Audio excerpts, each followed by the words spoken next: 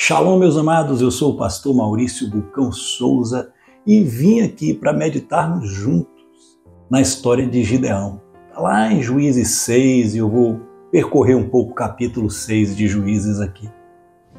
Gideão, se colocar vários pastores, vários pregadores para pregar sobre Gideão, tem muita riqueza ali e podem pregar de várias maneiras sobre diversos assuntos à medida que o Espírito Santo vai direcionando.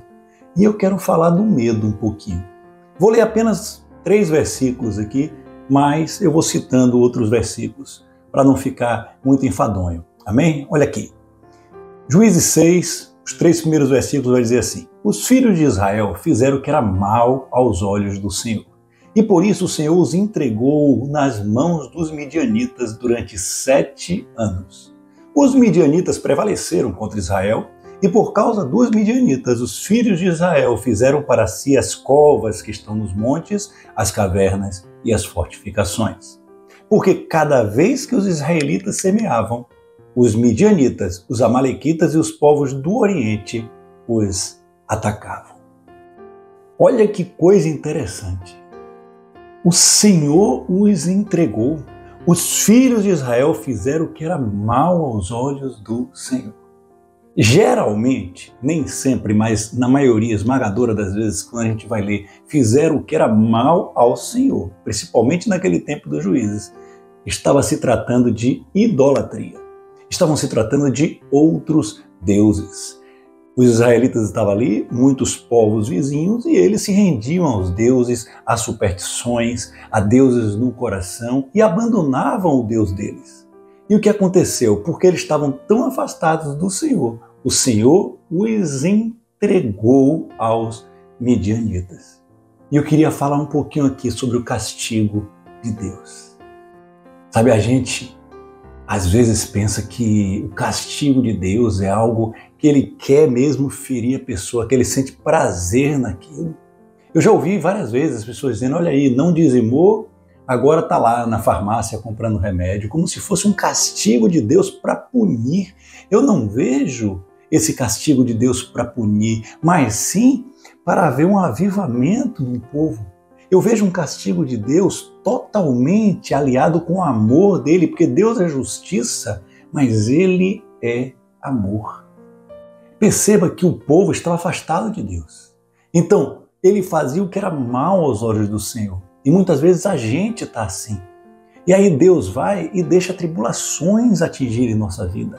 Ou às vezes Ele permite, ou às vezes Ele faz mesmo com que as tribulações venham sobre nossas vidas, dias maus venham sobre nossas vidas, que pessoas se afastem da nossa vida, provisoriamente até. Por quê? Porque Ele quer chamar a nossa atenção. Esse povo, ele plantava e nada dava certo. Eles iam lá e roubavam as plantações, ou não dava certo, tudo dava errado e tudo ia continuar dando errado. Por quê? Porque o Senhor não estava com eles. Porque essa maldição veio do Senhor.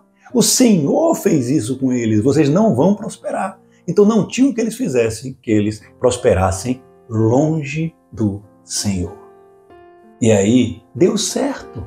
Tanto deu certo que eles vão e eles clamam ao Senhor. Eles, misericórdia, Senhor. Eles voltam ao Senhor. E aí que o Senhor vai levantar um homem. Perceba como o castigo de Deus é amor. Deus só queria que um povo voltasse para Ele. Quando coisas ruins acontecem em sua vida, muitas vezes é Deus querendo que você volte para Ele. Vamos para o segundo tópico aqui. A resposta de Deus. Deus vai levantar um homem. Que época a gente estava vivendo ali? A época dos juízes. Olha, o povo se afastava do Senhor, o povo caía em outros ídolos, e aí Deus levantava um homem ou uma mulher para ser juiz desse povo. E ele vai levantar um homem chamado Gideão. E aí ele chega para Gideão e ele vai dizer: homem muito valente, o Senhor é contigo. Perceba, ele estava morrendo de medo. Gideão, ele vai responder para o Senhor: quem sou eu? A tribo de meu pai é a menor de todas. Meu pai é o menor da tribo. Eu sou o menor de todos. Ele deve estar pensando: acho que o Senhor escolheu o Gideão errado. Acho que o Senhor bateu na porta errada. Mas o Senhor vira para alguém cheio de medo e diz: o Senhor está contigo, homem muito valente. E aqui eu quero falar um pouco do medo. Porque vocês que estão ouvindo essa palavra, essa mensagem, eu quero que vocês entendam que o medo vai se retirar da sua vida hoje. Sabe por quê? Porque o anjo do Senhor apareceu para você. O anjo do Senhor aparece para Gideão. E ali, gente, eu quero falar um pouquinho sobre o medo. Sabe? A gente aprende que a gente está no mundo aqui, não recebemos Jesus ainda. Então, quando a gente recebe Jesus como Senhor e Salvador da nossa vida, o que acontece? No trono, quem estava sentado, agora Jesus senta no trono da nossa vida e vai comandar. Não tem nada errado nisso, certo? Isso está correto. Agora, Jesus, a gente convida Ele para sentar no trono da nossa vida e Ele vai reinar. Agora, um psicólogo uma vez falou, mas por quê? Porque antes de Jesus entrar, quem estava sentado nesse trono? O eu. E o psicólogo falou, não, não é o eu. Quem está sentado no trono da sua vida é o medo. E você está embaixo do trono servindo a esse medo. Perceba que tudo na vida, quando a gente diz assim, por que você não vai abrir uma empresa? Mas sabe que eu tenho medo? Por que você não desiste desse namoro aí, já casa logo? Não é bem assim não, mas sabe do que eu tenho medo? O medo rege a nossa vida o tempo inteiro. Ele é o nosso protetor, porque o medo, a gente deixa de fazer as coisas todas por causa do medo. Aí a gente recebe Jesus. Então, em vez de Jesus sentar no trono, Jesus vai substituir o eu, porque Jesus entra para substituir o eu. E aí Jesus substitui o eu que está servindo o medo. Então, em outras palavras, você está usando Jesus para servir ao seu medo. Mas quem continua no trono é o medo. Perceba, vocês vão entender agora. Quando você tem um filho, mas se você que não tem filho, você pode imaginar alguma pessoa querida ou até mesmo você próprio. Mas você que tem filho vai entender bastante isso aqui. Porque como é que você ora? Você ora assim, Senhor, por favor, onde é que meu filho deve ir? Onde é que ele deve estudar? Ei, que esposa ele deve ter? Senhor, que lugar ele deve ir? Senhor, o que ele deve fazer? Ou você ora assim, Senhor, abençoe os caminhos do meu filho e não deixe que nenhum mal os atinja. Vocês percebem? Faz a sua vontade lá. E depois você ora ao Senhor para servir o seu medo. Olha, que nenhum mal aconteça a ele. Eu estou com medo disso tudo que ele escolheu aí. Senhor, que nenhum mal chegue à casa dele. E a gente percebeu que a gente recebeu Jesus, mas a gente continua servindo ao medo. Como vencer esse medo? É isso que eu quero vir dizer para vocês.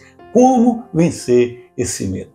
A palavra vai dizer, e o anjo do Senhor apareceu para Gideão. E ali ele disse, homem valente. Vejam só, gente, eu vou ler aqui, porque a gente só vai entender isso, compreendendo 1 João 4. E eu vou ler o versículo 18 para vocês. No amor não existe medo. Eu vou repetir. No amor não existe medo. Pelo contrário, o perfeito amor lança fora o medo. Porque o medo envolve castigo. E quem teme não é aperfeiçoado no amor. O perfeito amor lança fora todo o medo. E a gente fica imaginando, se eu amo perfeitamente, então eu não posso ter medo. O perfeito amor é uma pessoa. Quem é essa pessoa que João está dizendo aqui? Nosso Senhor Jesus Cristo.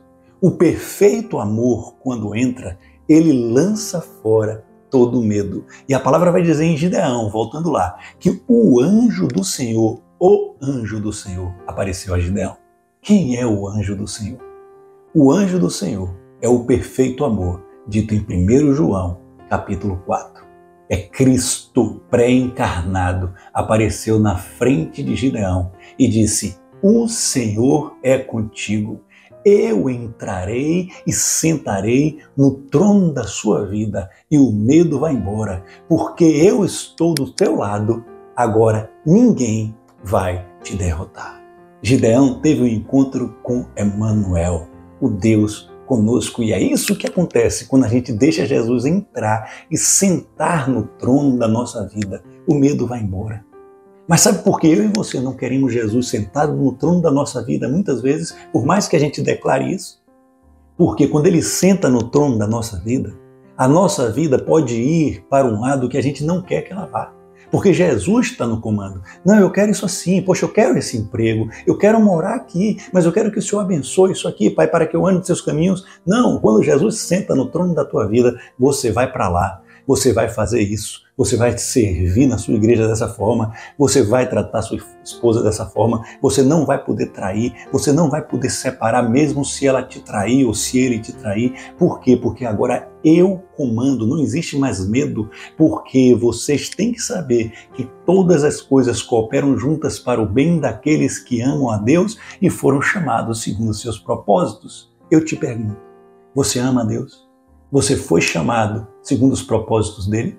Então deixa ele sentar hoje no trono da tua vida e o medo vai embora, porque o perfeito amor lança fora todo medo.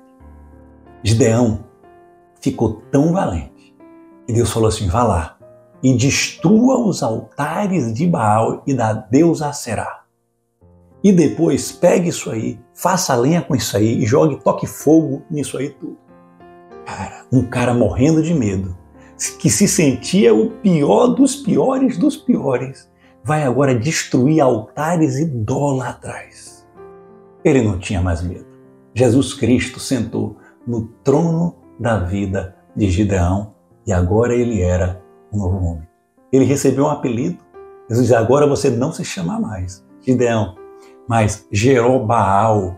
Sabe o que significa Jerobaal? É o destruidor de Baal, o destruidor de ídolos. Quando você deixa Jesus sentar no trono da sua vida, você vira destruidor de ídolos, principalmente o destruidor desse ídolo aí, chamado medo, que é o que tem comandado a sua vida e a minha. Mas a partir de hoje, Jesus Cristo toma o controle e sua vida só vai para os caminhos de Deus e tudo cooperará para o seu bem. Receba essa palavra com fé e tenha fé, porque Jesus Cristo está batendo hoje aí e está dizendo, homem muito valente, eu sou contigo. Se essa palavra chegou no teu coração, compartilhe com alguém para poder expulsar o medo da vida dessa pessoa também. Amém? Shalom! Até a próxima palavra, em nome de Jesus.